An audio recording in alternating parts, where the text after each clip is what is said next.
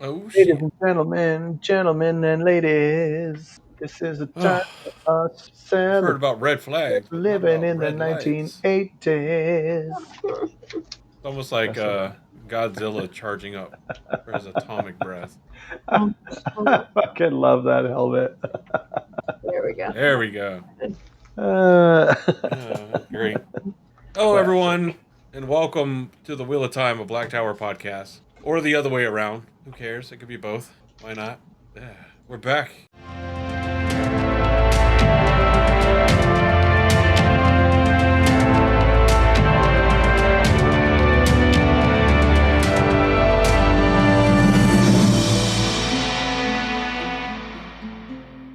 The Gathering Madness has just We ended. survived another madness that gathered.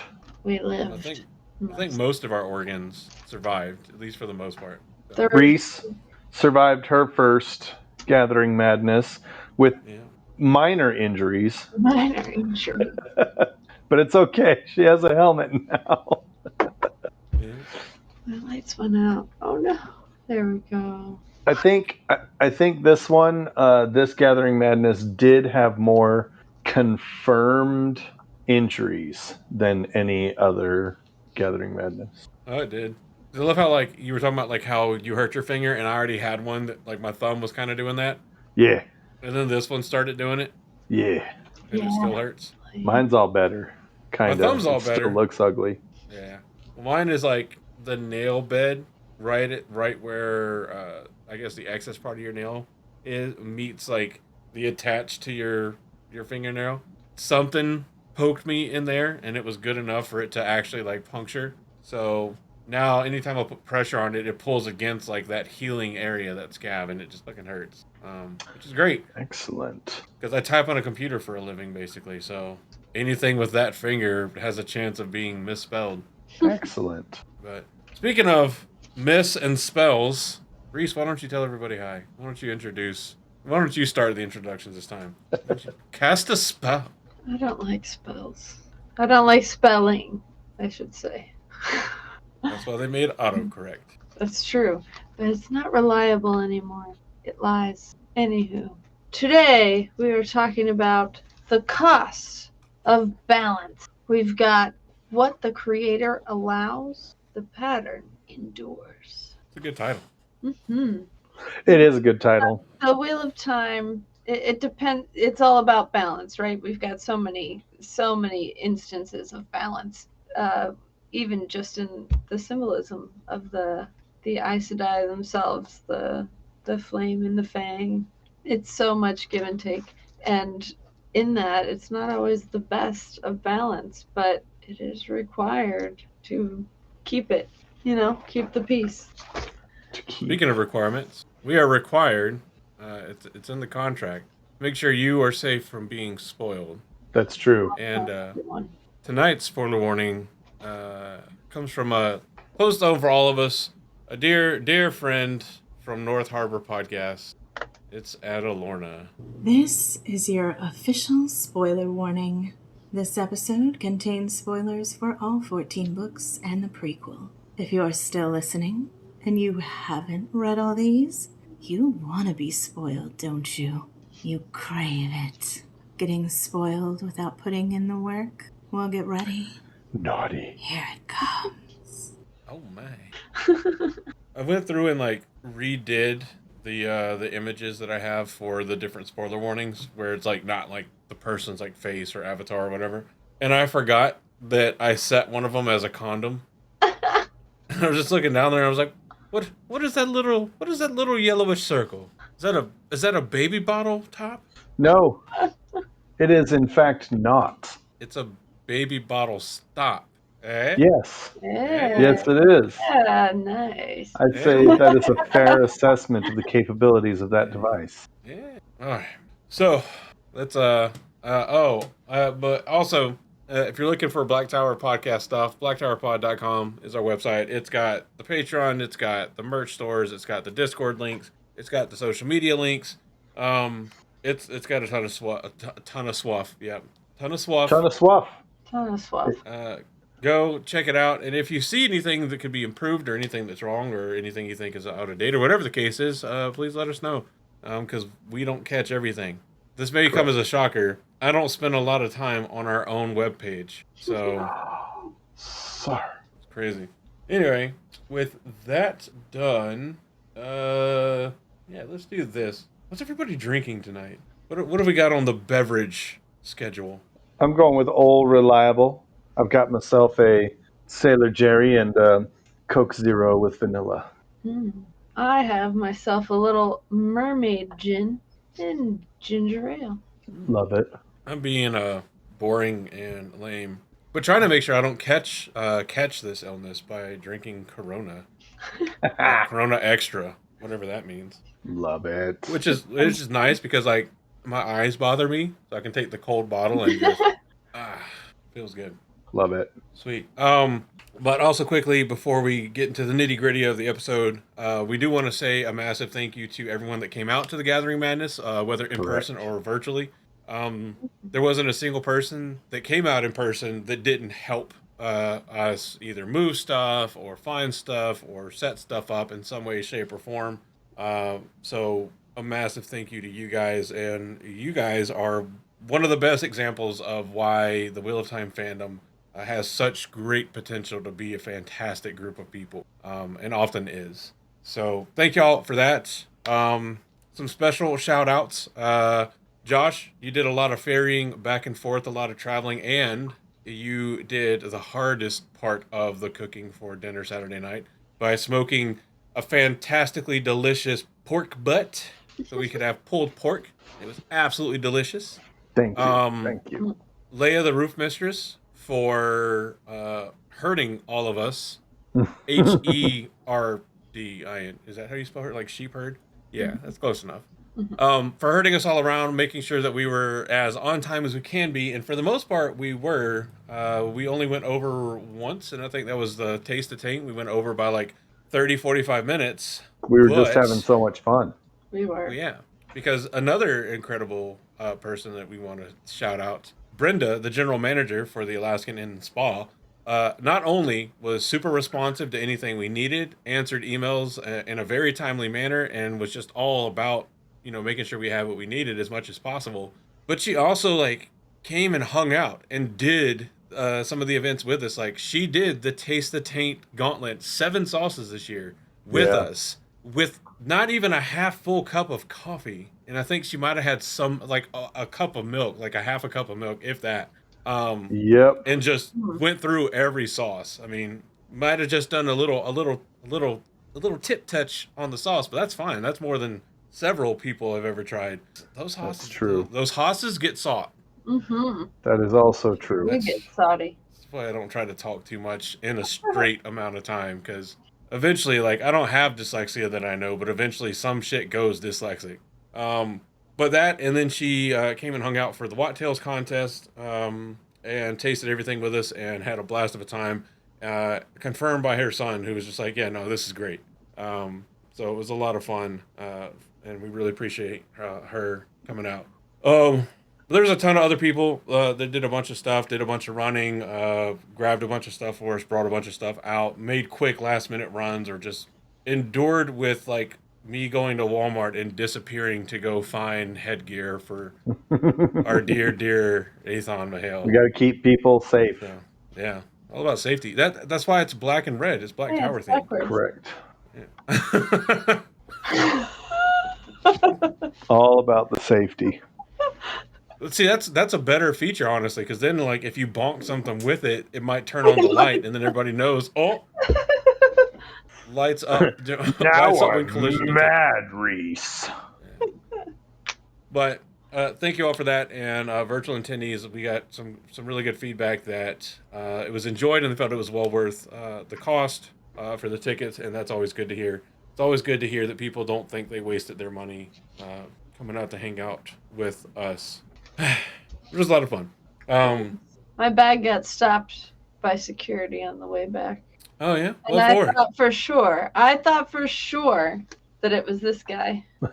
But it was not. I've gotten stopped for like string lights before. Mm. But no, it was not. It was the dumpkin spice. That'll stop anybody in their tracks. Goodness, I couldn't even like. There Damon was was a standing there. He pulls it out, and I just like turn around, and I'm like, "Oh my gosh, I can't wait! right. I can't wait to tell everyone."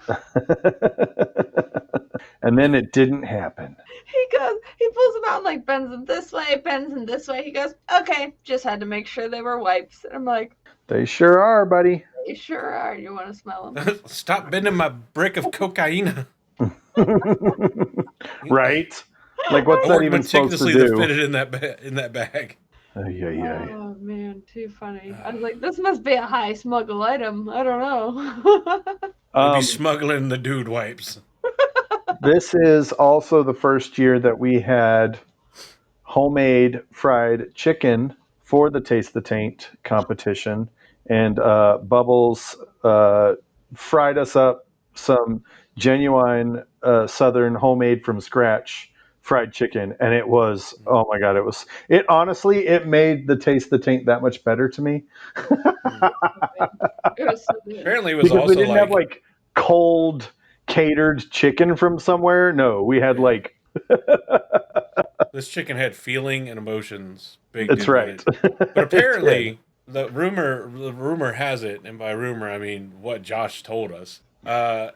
The chicken was engrossed in taint and bubbles of evil long before it even made it to Oh us. my god. So okay, so you guys probably don't realize this background story. I bought a house, right, which most people actually know, and that's cool. But what you don't know is that the stove, I have yet to figure this stove out. It fucking sucks. You'll be like, I don't want it to go too hot, and then you'll put it on like 3, right? And then it'll go, okay, cool, surface of the sun. And then it will just burn the shit out of everything. And then you'll be like, fine, I want it to be a little bit hotter this time, and you'll go to 6, and it'll just be like, haha, just kidding, sucker. I'm not giving you any heat at all. And it is the most annoying shit, and I hate this stove.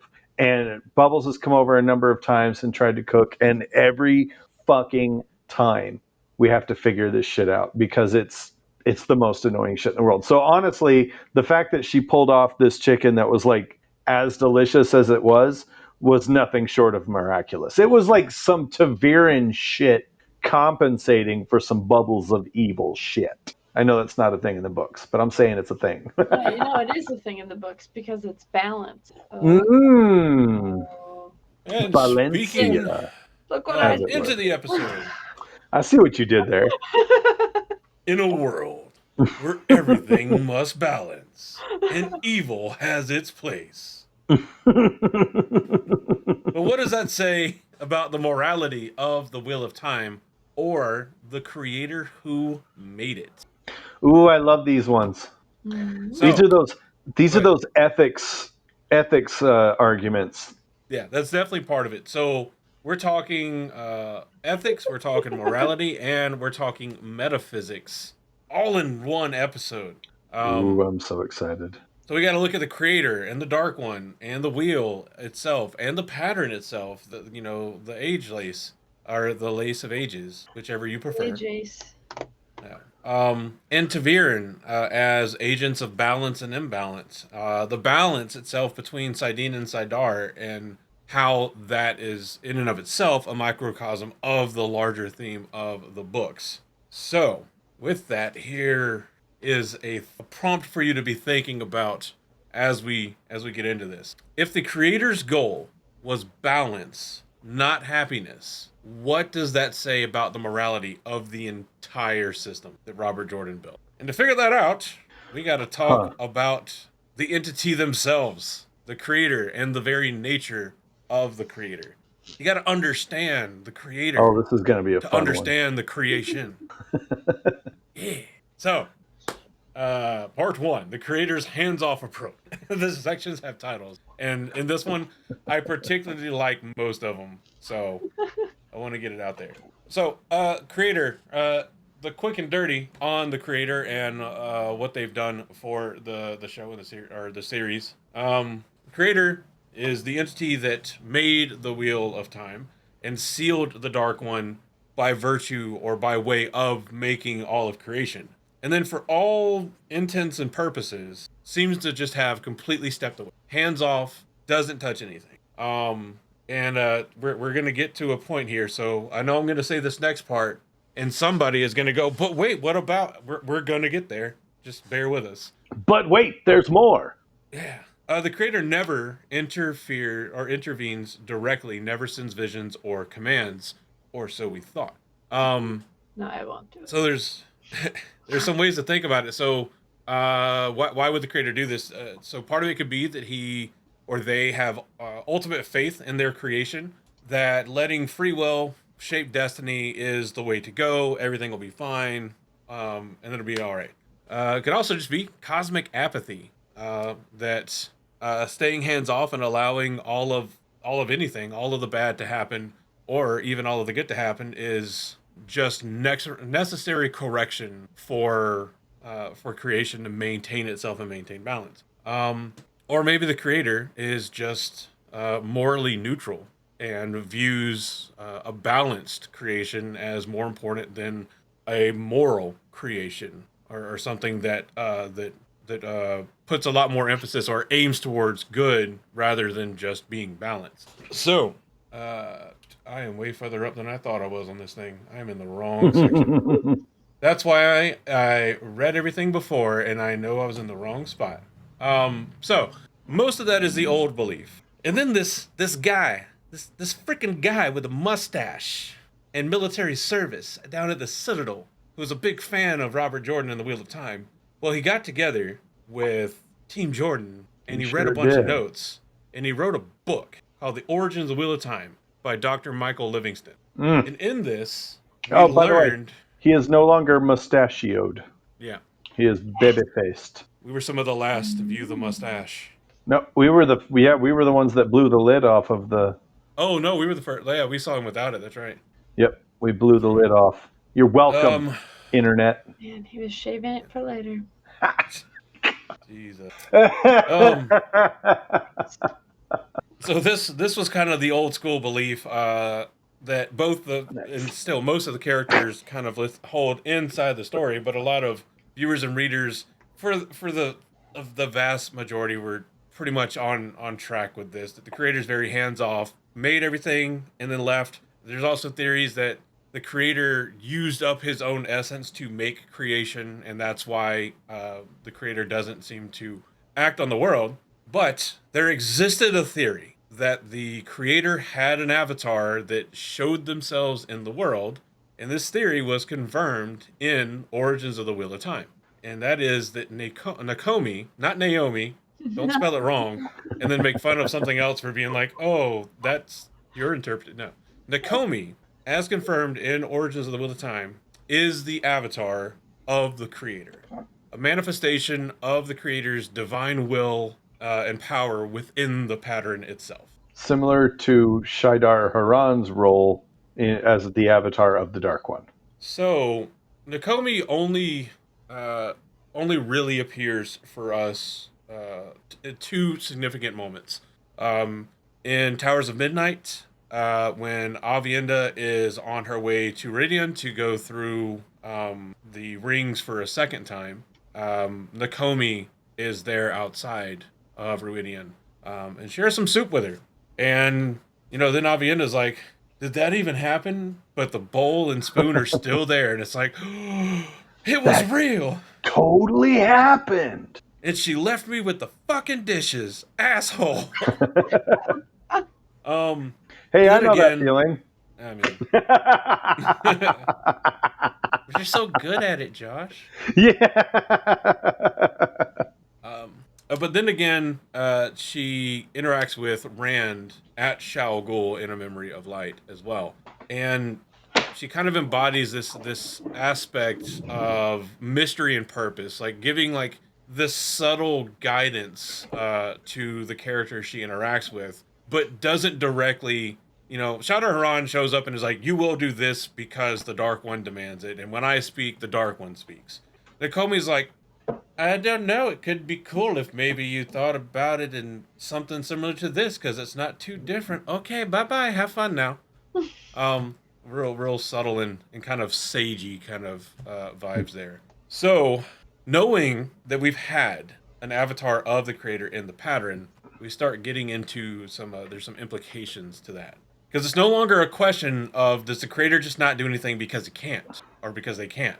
Now we know the creator can act on and within the pattern, but chooses to do so in ways that whenever they're directly being responsible for it, as in the case of Nakomi as the avatar, where it's this very subtle, very low like kinetic impact thing in and of itself that just kind of nudges things in a little bit of a way, but doesn't like have this profound effect ripple throughout the pattern just by the creator's interference. I So have a there's that, and fun, I have a uh fun theory. yeah, go for it. What if the only reason the creator can interact is because the like pattern itself is weakening from the battle? That's like, what if that's the only reason that the creator is able to like manifest at this time? Like otherwise it's hands off because like the pattern is pretty solid. It knows what it's on its course. But the battle itself has kind of degraded it from the power being thrown, and that has kind of like almost like weakened the veil to allow the creator to kind of step through and be like, oh hey, by the way. Well, this is the interesting piece about it, though, right? Because the creation, I wouldn't say that like the creator used their essence to create creation, and therefore is no longer able to do anything about it. I would say that the creator created creation and order, and that is the fight that the creator is currently engaged in. It's like we talked about over the weekend, right, at the Gathering Madness, which, by the way, if you didn't have a virtual ticket, you didn't get to hear this conversation. But the forces of the light are literally always at war with the shadow. They are. And as we kind of discussed over the weekend, when Rand walks down that old road in book 1, headed to drop off the apple brandy for Beltane, they don't know it, but they're already at war. The Dark One has already been warring with them for thousands of years, right? So we get this scenario in which the fact the fact that gravity works, the fact that the sun rises and sets, the fact that all of these things work the way they are supposed to me is a sign that the creator is actively taking a role in the resistance against the forces of destruction, the forces of chaos. And evidence for that is going to be things like bubbles of evil. It's going to be things like Hinderstap, because when Brandon Sanderson wrote Hinderstap, it was at Harriet's insistence that this is the war for existence itself. This is not like you have to have instances in which existence itself is failing. And if you don't have that, then you don't have, as the reader, you don't have an idea for the scale and magnitude of the conflict that they're under. So to me, to say that the creator is not present is to have an anemic understanding of what the creator does or how the creator is fighting this conflict. Yeah, so I like this idea that uh, with Nakomi being the creator's avatar, we know that he can, like he had. I'm gonna say he. I'm not gonna keep correcting myself to they, because the creator is generally in the books referred to as the creator or in the masculine tense. Sorry, I made an effort. I keep No, saying hey, he. you know I'm not what? gonna keep The like dark one fixing it. is too. Yeah. Balance. All right.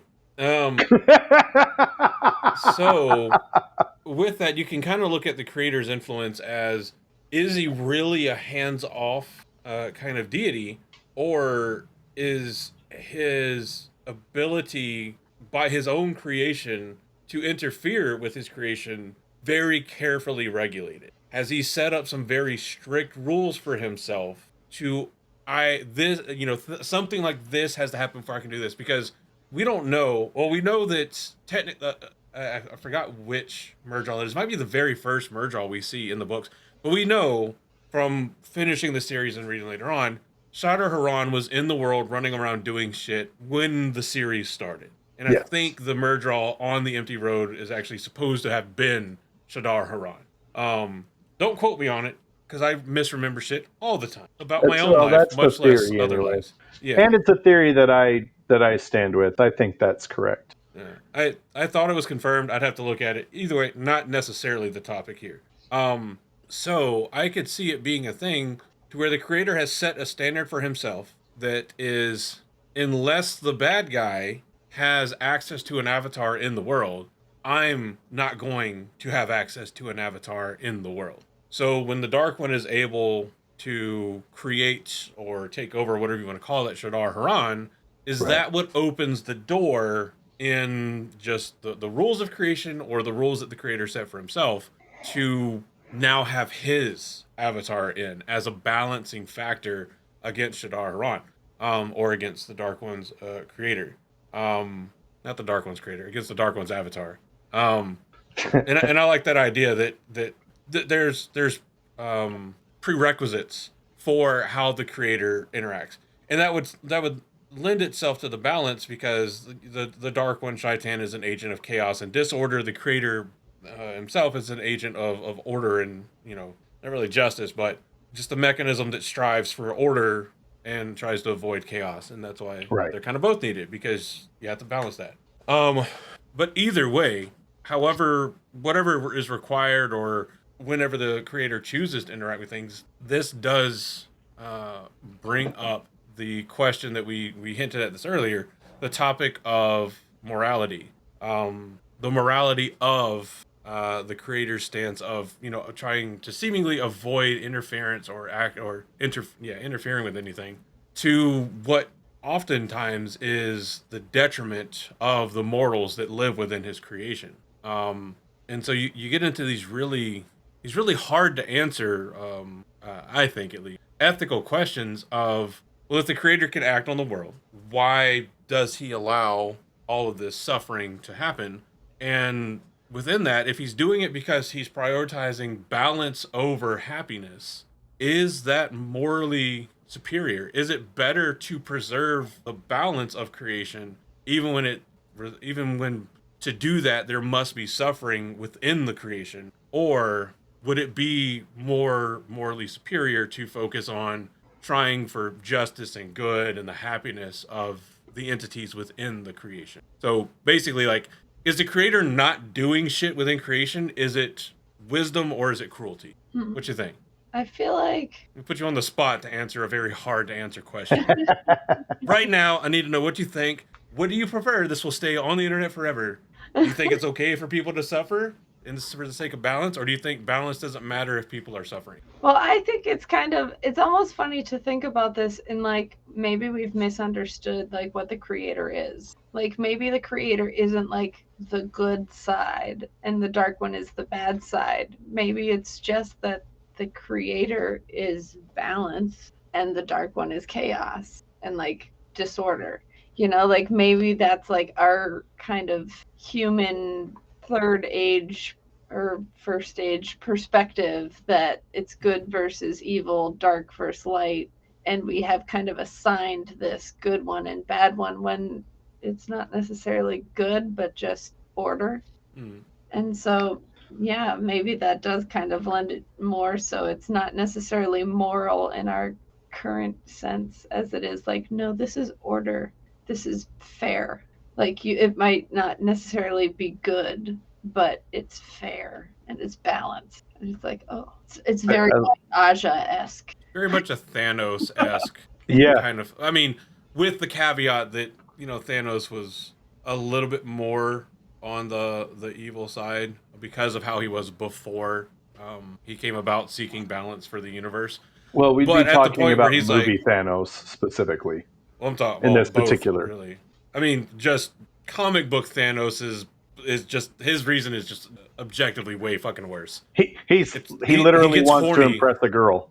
Yeah, he's horny for Lady Death, and so he's like, how about I kill half the universe? Will that make you want to sleep with me? And she's like, actually, I won't that guy. That guy is pretty cool. And then he's I like, want that oh, guy that you I'm gonna can't make kill him no matter what immortal. you do. That's where his immortality comes from in the comics, from Thanos. Yeah. Thanos is so pissed that Lady Death wants Deadpool Yeah. that he makes Deadpool immortal so that she can never So have that him. she can never have him. Yeah. But every time Petty Deadpool dies, he gets to have a little rendezvous with Lady Death, which is what I was hoping they were going to do with the movie Wade Wilson's girlfriend. Yeah. Yeah. Fuck. Why can't Then I they made remember her Aubrey name? Plaza Lady Death and just wiped that board clean. I was really hoping that that was going to be Lady Death, and then his rendezvous with Lady Death would be their old apartment. That would be cool, actually. It'd be heartbreaking, but it'd be It great. would. So Anyway, I go ahead. love this question, right? Because there is a simple answer, but it's not one that's very fun to talk about, and it's not Yeah. one that's very Every party it needs a does not poop. lend That's why itself. we invited you. Yeah, that's right. It doesn't lend itself to being anything that's desirable for our mortal brains. But if On the we're going to dice. talk about, the ethics of creation, or the ethics of balance in creation, the creator holds the standard on morality, on what the goal of this whole creation thing is. And if creation is just the manifestation of a battle against destruction, and without destruction, there would have been no need for the creator to create us, then in that case, it's perfectly ethical to say that, or it's perfectly logical to say that everything that's ever happened is on some level ethical because it happened within the confines of creation. Now, before everybody gets their pitchforks and torches out, I do not believe that all behaviors are ethical by any means. I believe that. Fucking forget the red flag. We've got the red lights. This doesn't just say caution, danger ahead. This says fucking stop. Oh my god! Like, I mean, I realize how it sounds when I'm saying that, and I Yeah, yeah. promise I'm not one of those that are like, Hitler did nothing wrong. No, that is not. No, no, no, no, no, no. What I'm saying is that from a creator level perspective, as long as the laws of physics work, as long as the tides and the seasons and the rotational forces, as long as the energies and the frequencies all work, then the creator has fulfilled their role as creator, and the rest is just random bits of unintended consequence that doesn't really matter to the creator. So this is a great segue into this because I mean it's still on the topic of morality, Yeah. but this how you know Reese is wicked smart because when she said what she said about the Dark One not being evil and the Creator not being good, it just being chaos versus balance. My brain went, are you reading ahead? Are you reading ahead? Are you reading the outline ahead of time? Because what if we're just looking at this from the wrong perspective? If the creator can act, even subtly, then maybe the moral center isn't divine at all. Isn't this good or bad kind of mentality? Maybe the moral center is the pattern itself. And chief among that, as we move into part two, the pattern is the moral center. The pattern is neutral. It cares not whether it's good or evil. And we'll get. I think this comes up later on into like a bit more of the nature of the pattern and what it strives for. But Moraine's favorite saying. What is it? God damn it, Rand! Stop The doing wheel that. wills. Oh yeah, that one. That Oh, one. you Also, boy. Rand, stop being a bitchy little cuck. You fucking little farm boy! I'm gonna beat you silly. So Stop being a whiny yeah, bitch. the will weaves as it wills, and Moraine uses this as like her rationale of what is it called? There's a phrase for it. We've said it before, but it's like extreme acceptance, kind of where thing. It's the same mentality as everything happens for a reason. There was a term I know because Josh, you and I have used it, and it sounds cool as hell. Radical acceptance. That's it. Radical acceptance. Everything happens for a reason, which is just first stage talk for the will weaves as the will wills. The pattern exists to maintain stability. Correct. And this is all within this thought process. It's there to keep everything to maintain stability, not justice. It's not there to make sure only good things or try to push for only good things to happen to all the people. It's just seeking stability. And so Nakomi's like rare and occasional appearances may be more the creator's way of kind of helping the pattern or pushing the pattern or whatever in a way to kind of maintain some of that neutrality without breaking the systems he created. And that might be why we see it Nakomi's actions as such subtle, like kind of gesturing and nudging, and kind of seems to be the creator's MO. The things that seem to be input into the pattern to work more for what we perceive as the creator side goals generally tend to be large scale time frame, more subtle, which is why Rand, Matt, and Perrin are considered such powerful, extreme versions and examples of Taviran. Because they're like, yeah, the last Taviran that was anywhere near this strong was Otter Hawkling. Like, and you saw what he did. Like, he unified the entirety of the Westlands, minus Tar Valon, and then was trying to do the same with Shan Shan and Sara. And yeah, we're just gonna leave it at that. Yeah. So with this comes some, as always, questions. So if the pattern preserves both good and evil, does that make it moral or amoral? And is Nakomi's appearance a sign that the pattern needs that oversight to even try to stay balanced? Okay, so I think about there's a so Mistborn, right? For anybody who's read the first trilogy of Mistborn.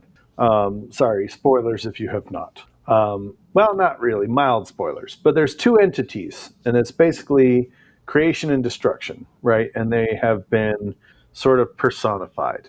And there's a scene where one character is talking to the other end of this. One person has assumed the role of creation, and they start talking to the person who's been serving as the role of destruction. And they start talking to them, and the destruction is like, we are equally matched in every way. If you push on me, I can push on you with equal resistance. If you pull away from me, I can pull away from you with equal resistance. We are evenly, perfectly matched in every way.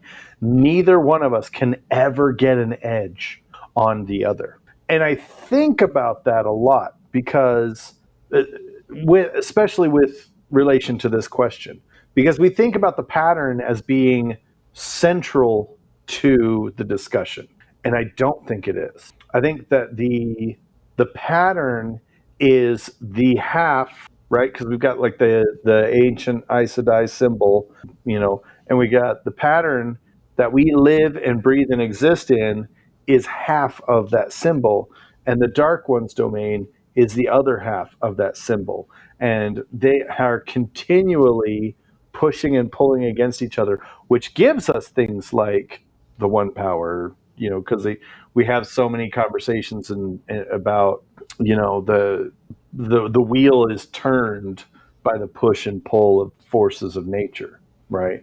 So when you start having things like a bubble of evil, those are made possible by the fact that you have a Taviran. When you have an avatar for the Dark One, that's made possible because you have an avatar for the Creator.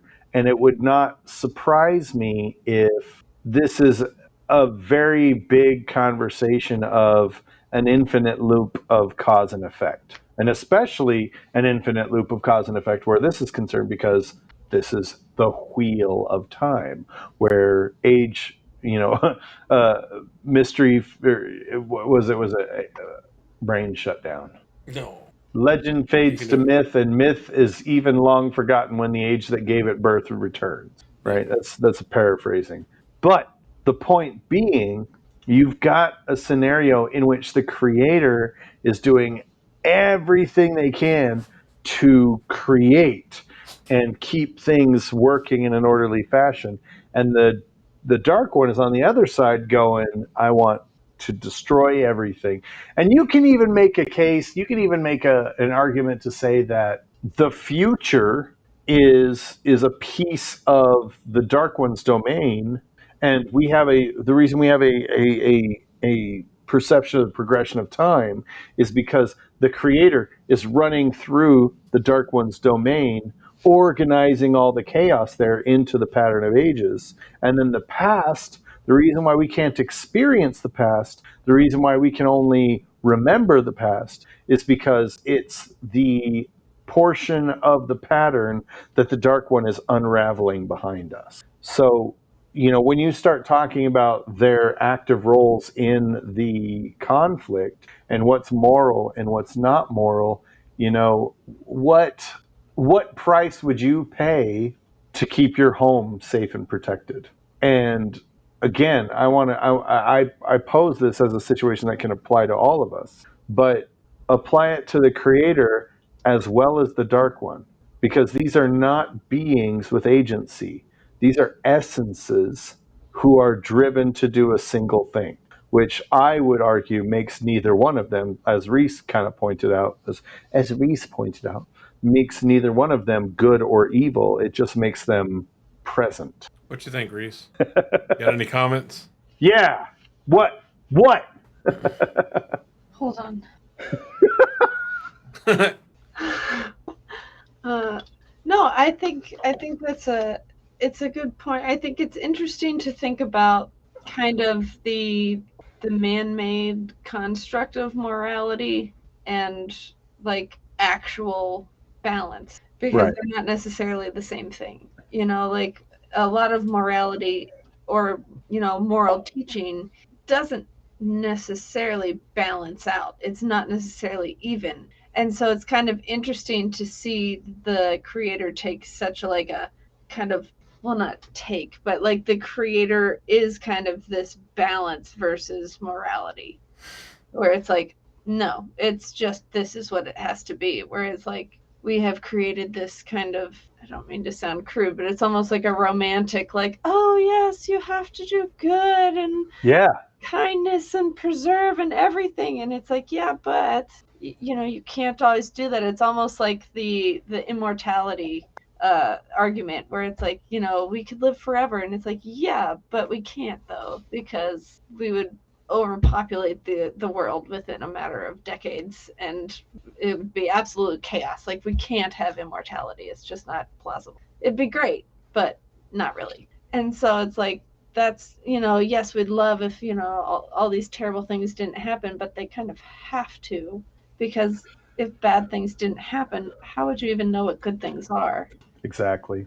It's like you have to have that balance. And I used to say caught up in that. that no bodybuilder ever won a competition without hours and hours and hours and hours of suffering in a gym, or suffering outside of the gym with all the lactic acid buildup and soreness. Nobody gets nothing for free.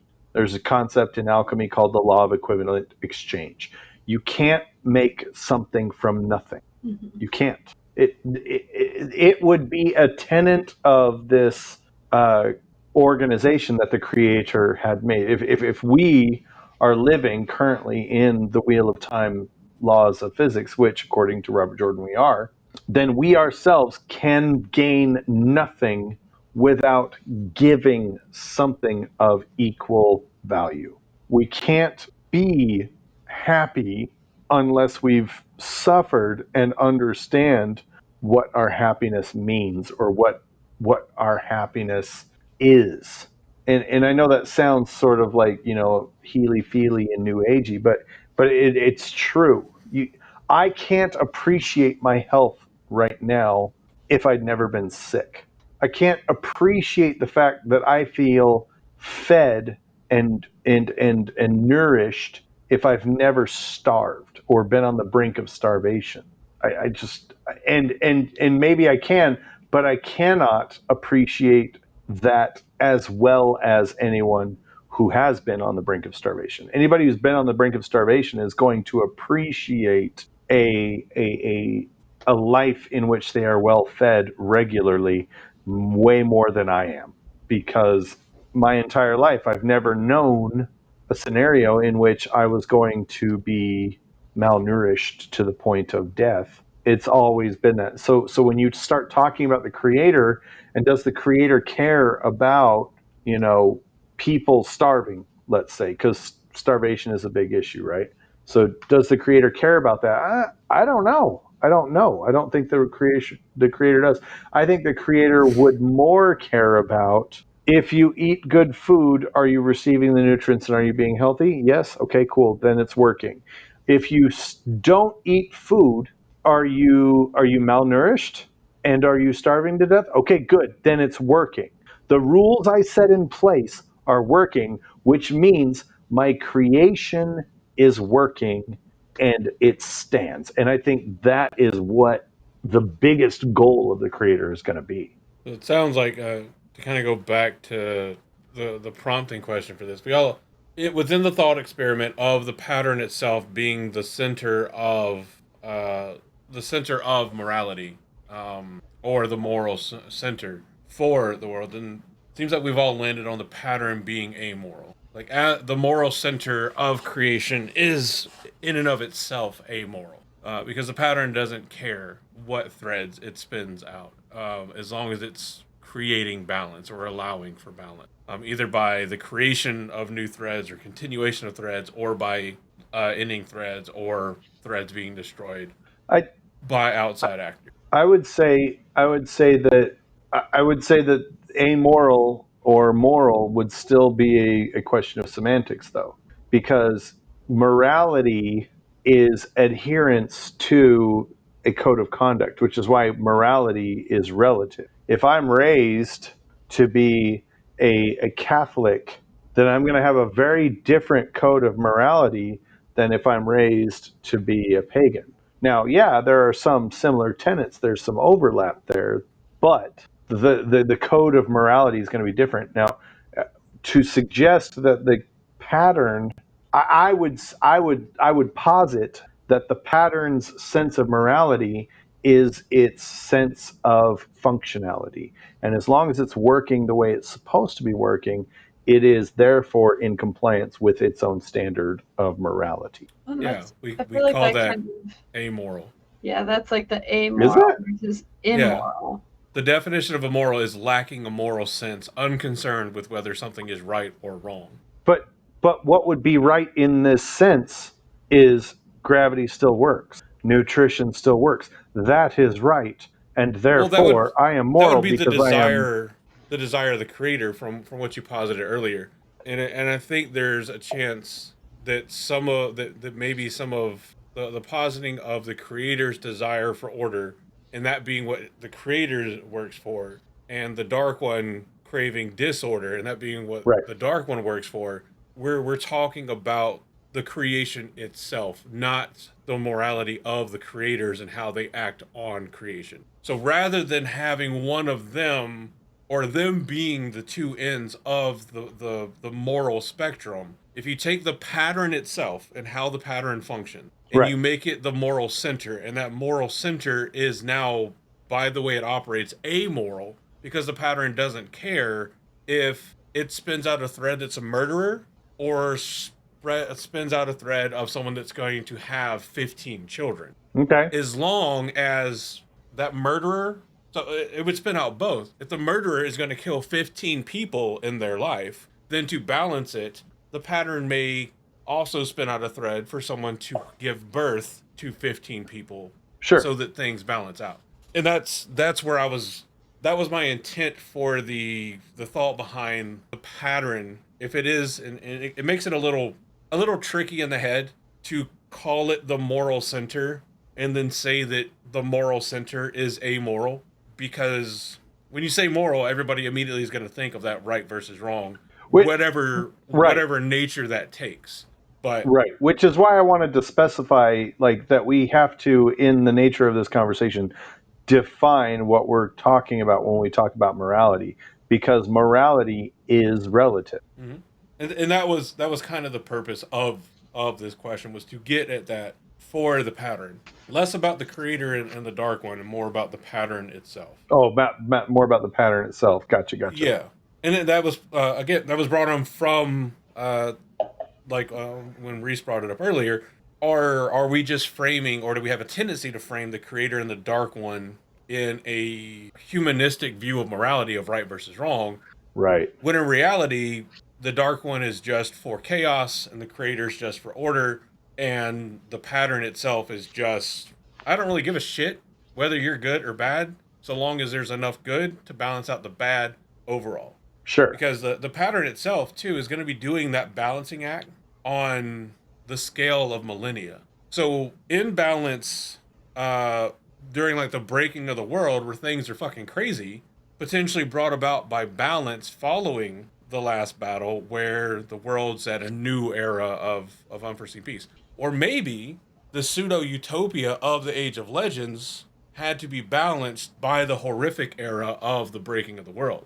And that would just be the pattern balancing itself out, regardless of whether it's good or bad, in terms of like human morality, or regardless of its, you know, suffering or happiness. The pattern doesn't Right. care. Like, the pattern doesn't care whether Rand's happy or sad. The pattern Right. is, you need to do this, and you can resist, and you get rebounded back into. Right. So we get into this kind of paradox of, if Which would coincidentally be why Moradin wants the end of the wheel, yeah, because he has beef with being called up every single time there's a yeah. conflict between powers outside their control. I mean, and there's another discussion. We've had this discussion before, so I'm not really going to get into the discussion about determinism versus free will. But in this balancing act, you know, we have things like Rand's internal struggle with destiny versus his own autonomy. We have Egwene's defiance of asserting, you know, free will in a more deterministic world. You know, a refusal to play by the rules of the White Tower. Like, it doesn't have to be this way. Whereas the Aes Sedai are more of the, well, it's always been this way and it's always worked. And she's like, do you not see the situation right now? It kind of has it. And things of that nature. So, we'll try to fast track through. There's only like two more points, and I'll do my best to keep my end of it brief. Not saying you guys have to. I just know that I'm like reading all the fucking prompts I and was about to throwing this say shit out there. I've been waxing long in my tooth all night, Oh, so I dude, apologize for that. It's not you're my fine. fault you picked the chewy topic for the night. Yeah, I'm gonna go get a drink though. yeah, I'll be man. right back. Keep going. We'll do. All right, now that the square's gone, so now we move into this idea, because we've already brought up about the pattern's indifference to whether it's what we would consider good or evil, happiness or suffering. We have the human cost of balance within the pattern and what we see, and the pattern's seeming indifference to suffering. And it seems to me that the recurring truth and reality of this world that Robert Jordan has built is that balance comes with casualty. You cannot have balance without casualty. The pattern works to preserve existence, again, not happiness. And within that, we have like Nakomi is a kind of good example of this from the creator side, because she's, even when we do see her, she's frequently silent. She's a woman of few words, but they're very impactful words when she does say them. But she never does anything to try to prevent pain or suffering or loss. Just, hey, think about it in a different perspective. So some areas where we might see this would be like Egwene and her death. While tragic, it unifies the tower again. So is that a painful suffering that's allowed, but is ultimately necessary to correct some balance in the world? Even Loose, the Mhm. weave itself, the Yeah, offset to balefire that was tearing apart the pattern, was able to fill those cracks that were forming, yeah, which was such, like, it's like a physical, like, balance right there. She was yeah, able to literally seal the cracks that were forming. yeah. Louis Theron, basically condemned to repeat his tragedy over and over, but by him suffering, that also ensures a renewal and a continuation of creation, bouncing back and forth between this struggle for balance. And then with Rand, he's forced to destroy the world in a way to rebuild the world. He has to be, because he has basically like parts of the pattern. We did this. I think we did this discussion on like, was Balefire's use necessary for the ultimate resealing of the Dark One's prison? And I remember the camp of yes, that the frayed threads of the pattern had to be trimmed and cut so that they could be woven back together and repaired. And this would kind of be what Rand does in a grand-esque scale at Shao Ghul, whenever he's weaving together, using Calendar, and he's weaving together Sidene and Sidar and the True Power, all to potentially risk, because there's, it's a constant struggle for him to not do too much or let, the Dark One take full control over and wipe everything out of existence. But he's also got to, it's like a very bad wound. You don't just look at a guy that has a gash in their leg that's been festering, and now a lot of the flesh has gone necrotic, and you don't just sew it back together and say, "Oh, it'll be fine." You have to remove the necrotic and diseased flesh, Right. or you will only make it worse. So is this struggle, with Rand being forced to simultaneously destroy and rebuild the world or parts of it? It's horrible for him, and he struggles very very much with it. But it seems to be a necessary price and piece of balance. I think it's interesting. So We even get little like microcosms of that as he's like traveling and Taverning all over the place. Where it's like one city he walks into and all these people die. And then the next city he walks into and all these people get married. And then the next city he walks into and all the crops die. And then he walks into the next one and all the crops grow. And it's like, okay, there's some very on point balance right there. yeah, I mean, like the very nature of time and existence within the world of the Wheel of Time demands sacrifice. The cycles of death and rebirth are only possible because there is suffering and there is loss. You lose people, people die, sometimes in horrific ways, sometimes in completely natural ways, and they just live out their life. But for each amount of suffering that happens, for each life that is lost, a new life or a new thread is then able to be spun into the pattern. And because of that constant, thread ending and another thread being spun back out, you have where the pattern has this, nearly limitless amount of opportunities to spin out a thread to balance something that it has already, spun out before, or, just well, yeah, not or, that's really it. So, and Josh, you mentioned this earlier. Was it history becomes myth, myth fades to legend, and even legend is long gone by the time the age that gave it birth comes back, comes around to pass again, something like that. We lose so much from the ages because I mean, how much time do even the Forsaken spend looking at the glow bulbs and being like, I really hate that we don't have those anymore. That sucks to have lost that. It's like, well, you kind of have to lose a world of scientific wonder and study to be able to have a world where you're enthralled by the mysticism of magic, right? Because if you have, it's the same theory as I kind of given a lot of times when you talk about like UFOs and aliens, but that any sufficiently advanced civilization's technology would appear to be magic to a more primitive civilization that can't understand it. And in the second age, they basically take the magic that is so mystifying in the third age, and they just made it science in the second age. Mhm. I mean, they've got flying cars and aircraft and all of this powered by the one power in ways that, even in the third age, nobody can comprehend. But, it's, we have this discussion all the time, again, like with the Balefire thing. Did Natram's burrow have to be glassed and lost for the eventual resealing of the bore? And again, that's up to theory and debate. But here's a good question, Josh. You asked earlier, what would you be willing to sacrifice to keep your home safe? Kind of in the same vein of that question, would you accept the world that keeps existing, knowing that it means that your pain winds up fueling the next age to come? So I love that question because we so as we know, this is one of the core inspirations for the Wheel of Time, right? Robert Jordan was very fascinated with the idea of prophecy and the chosen one, and how in most stories people go, "You are the chosen one. Come with me, and you can save the world."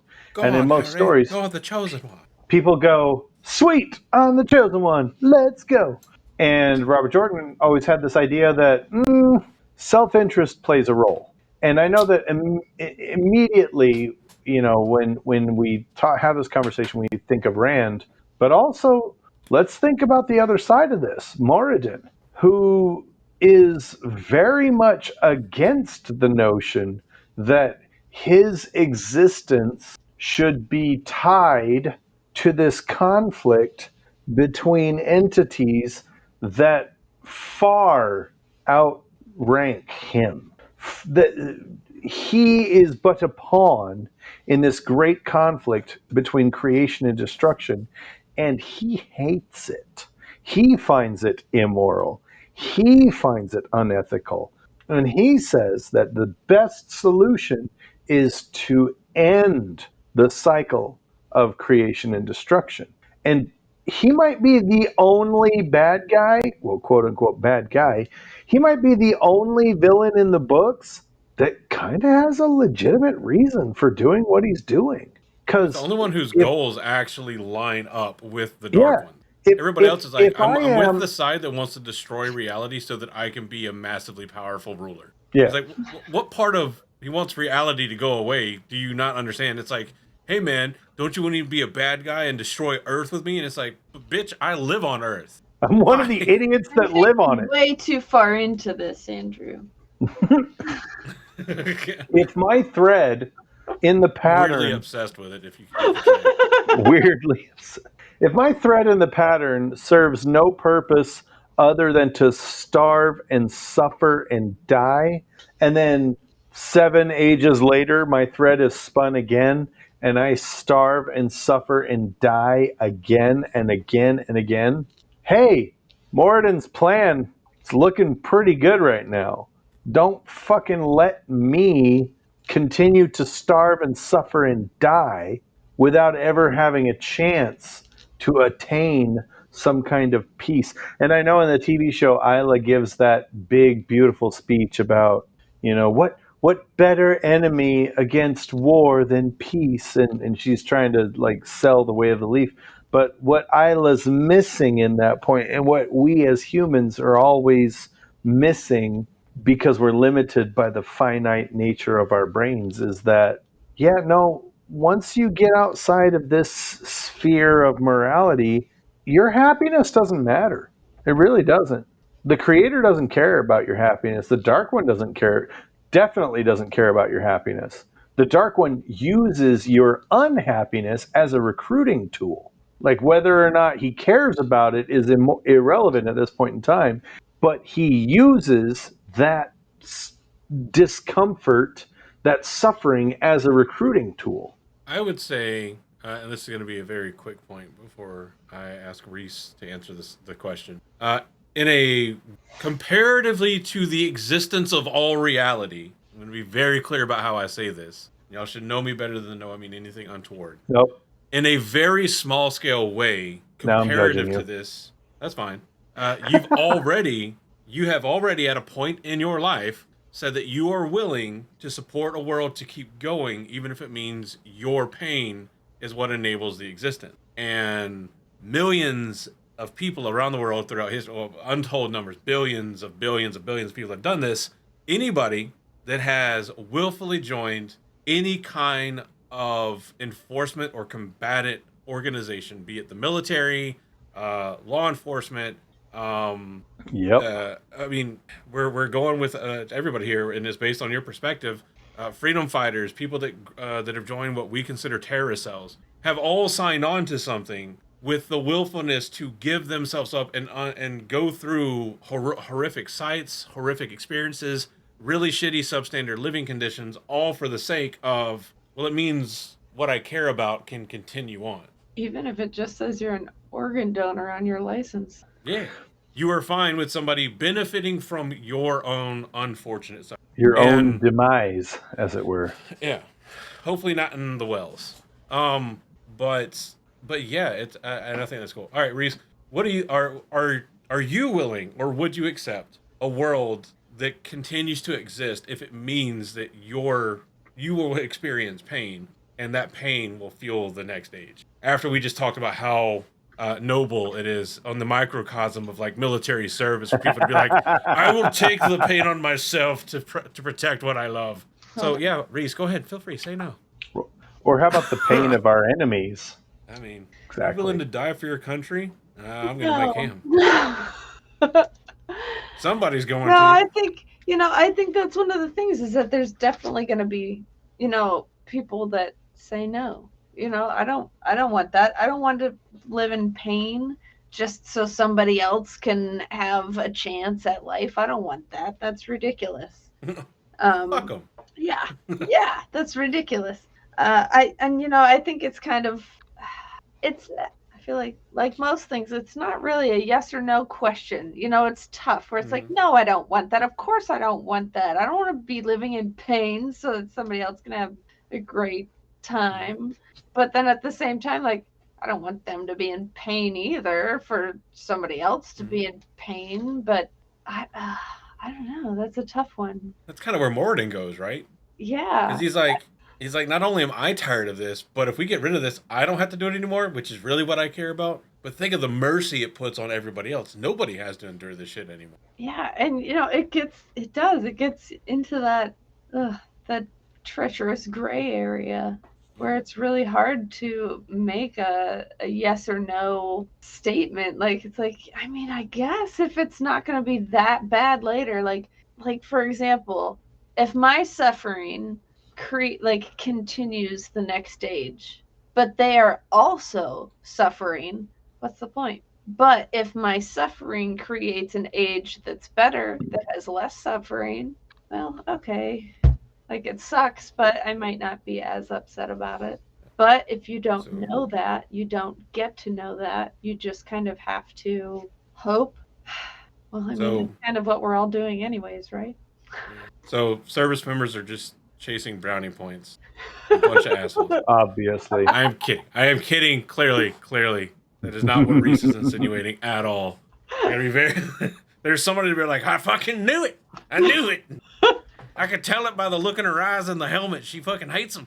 10% off a meal. Fuck you. You should pay an extra 10%. We're down to the kind of last section here. So to kind of transition. So what if balance isn't the problem as we're considering all this, but more so it kind of comes down to our understanding of the cost of balance, what it takes, what must be expended to maintain balance.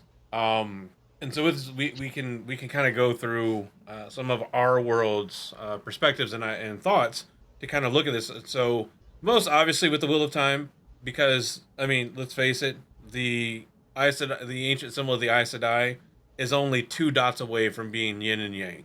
It's just missing the dots in the bulges, if you will, the one eye and the bulge of the monster, And that's if you because they will. refuse to work together. Yeah. But you get that concept of a created harmony through opposition, as Josh was talking about earlier, with what turns the wheel of time. It is the push and pull of the halves of the one power that generate the force that turn the wheel of time. Insofar as we understand it from our unreliable narrators that somehow have a fundamental understanding of the metaphysics of how creation works, but don't know how to talk to other people. Fucking wild. Which isn't all that crazy because you look at like how some of our computers in the military work, and it's like immense conventional firepower. Outlook won't stop freezing. I don't even think Josh heard the joke. So, or Josh is just done with my shit. Oh, Both are possible. yeah. We also have this concept of Hindu. I'm gonna butcher this word. Trimurti. I'm sure I butchered it because that's not a language I speak. But it's this concept of creation, preservation, and destruction, all being all of them together working in a divine balancing cycle. And then we have the concept of entropy, where you have the universe's natural drive or desire towards equilibrium, not morality. And you see this like it's the way air conditioners work, seeking equilibrium, seeking this kind of entropy, right? AC works by making hot air go past cold air. There's thermal exchange because the nature of heat meeting cold is to even out and reach equilibrium. Ultimately, so it's kind of there in the laws of nature. So yeah, with that perspective, is balance potentially the same as justice from the cosmic scale?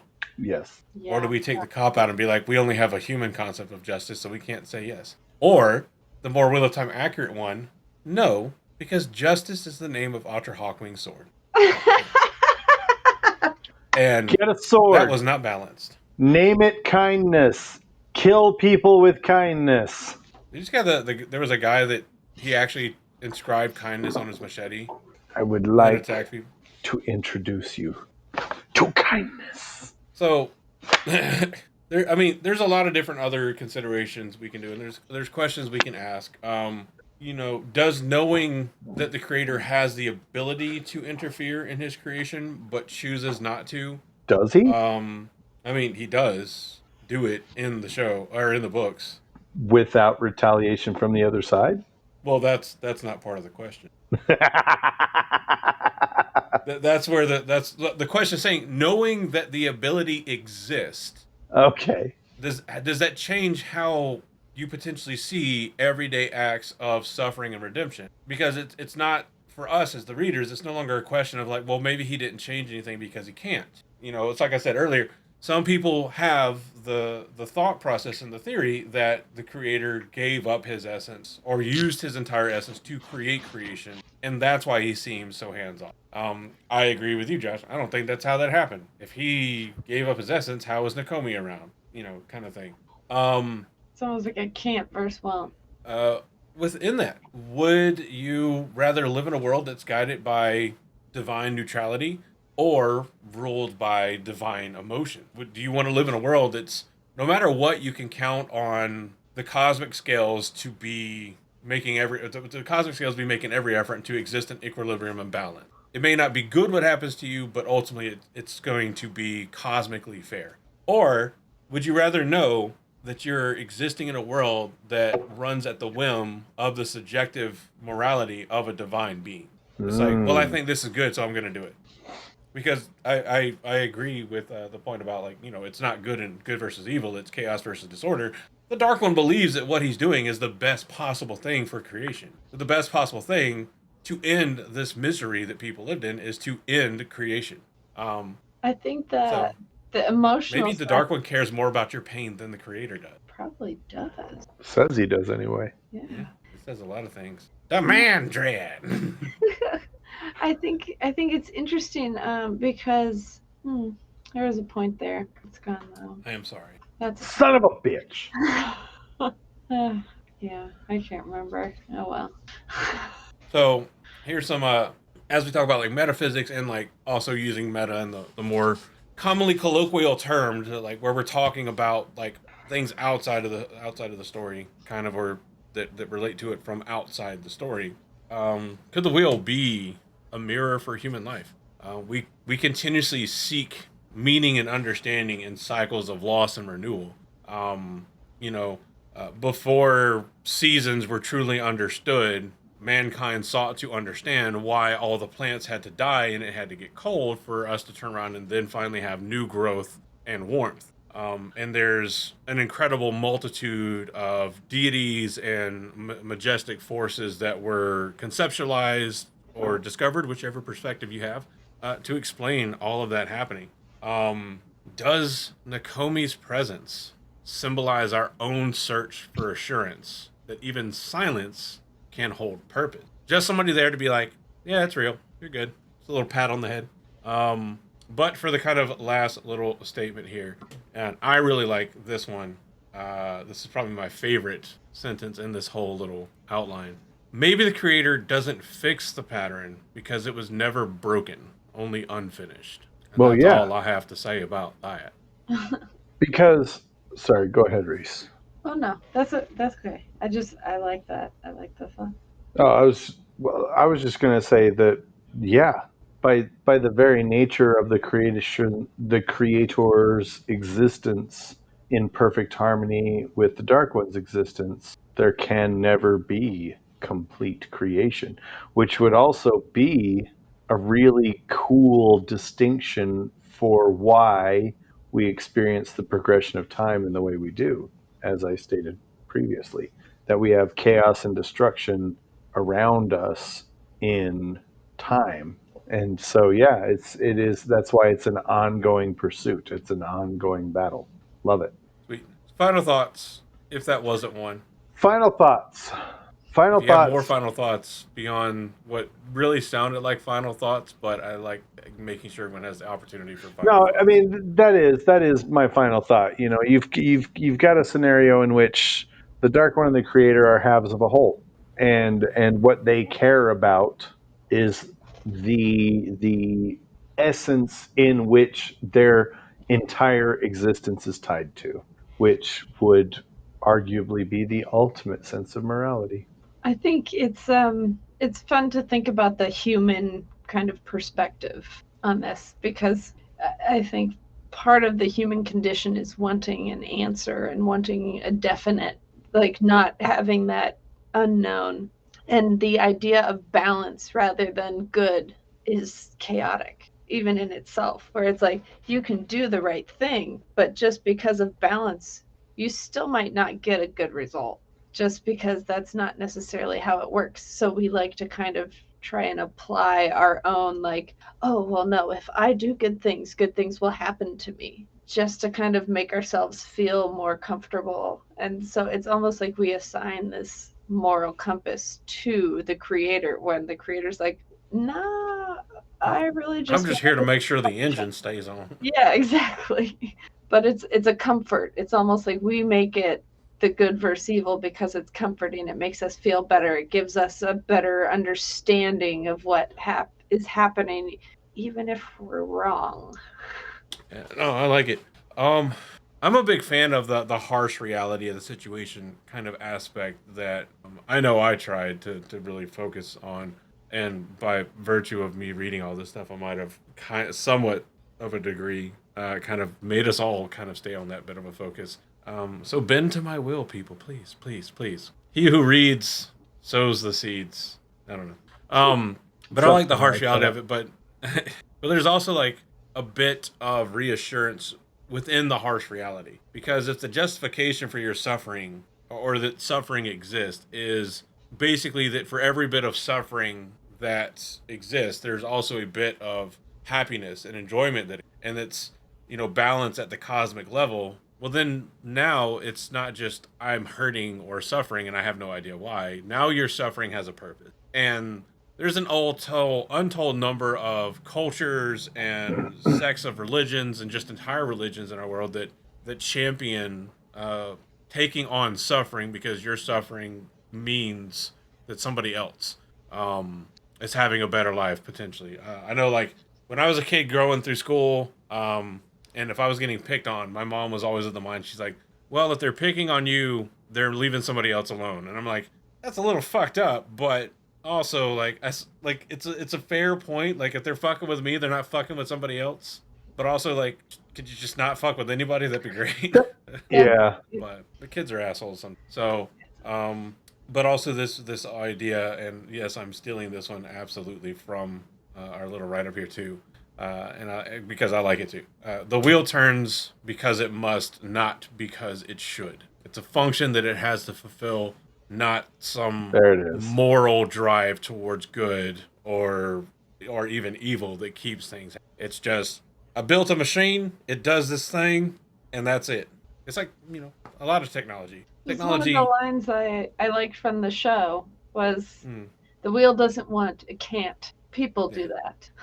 I like it. Hmm. End of the day, it doesn't matter if we like it or not. The wheel weaves as it wills, and it'll do whatever the hell it wants. And we may Correct. never understand. The inner machinations of the wheel's mind are an enigma. Well, and like my dad always said, you can do whatever you want to do. but you can't choose the consequences of your actions. Those are predetermined. That's the truth. And that's the truth.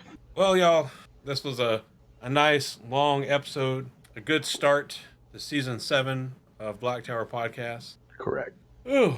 And we'll be back on track for our recordings ahead of time. So patrons, you're going to be getting episodes a week and a half before anybody else. Again, we're doing it. It's coming back. It's going to be great. Correct. We're going to make the podcast great again by giving you early access again. It's going to be great. By going back to the things we were doing that were good. By doing what we originally promised we would do.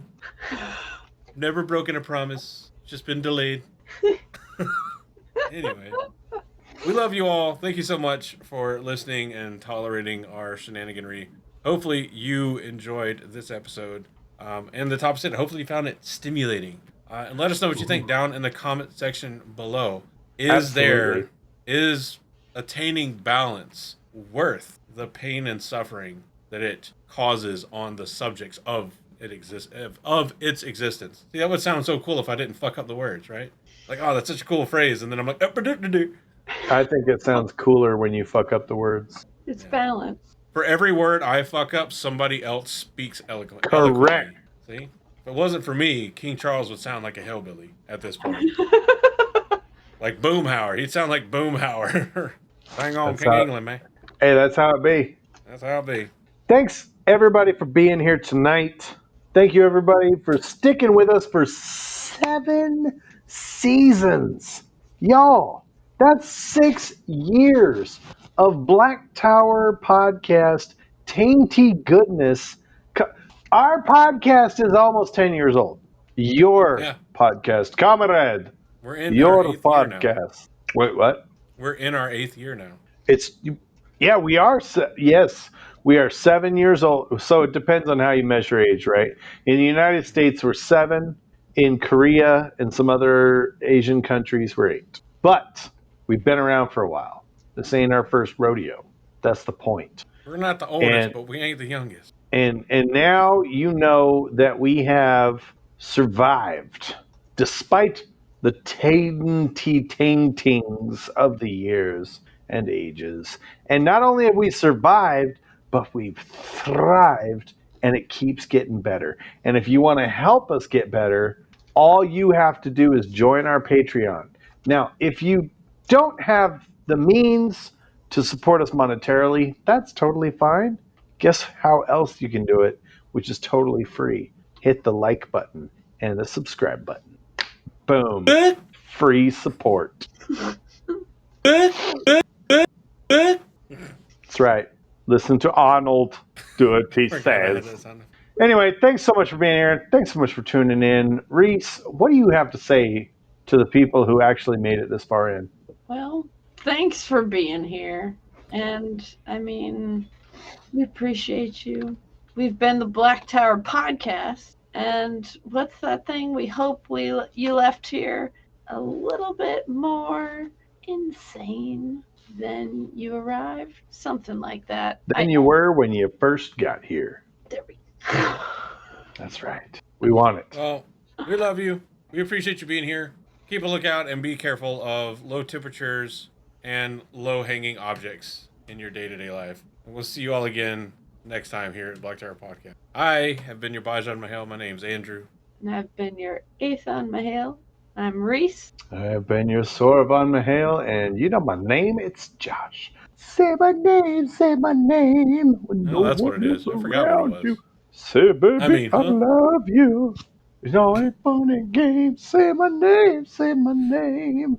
You acting kind of shady and calling me baby. What? Wait. I was just enjoying it. Oh. I was just enjoying it. Thank you, sir, for appreciating my vocalization. Good night, everybody. You've been waiting for this moment, for this feeling to grow.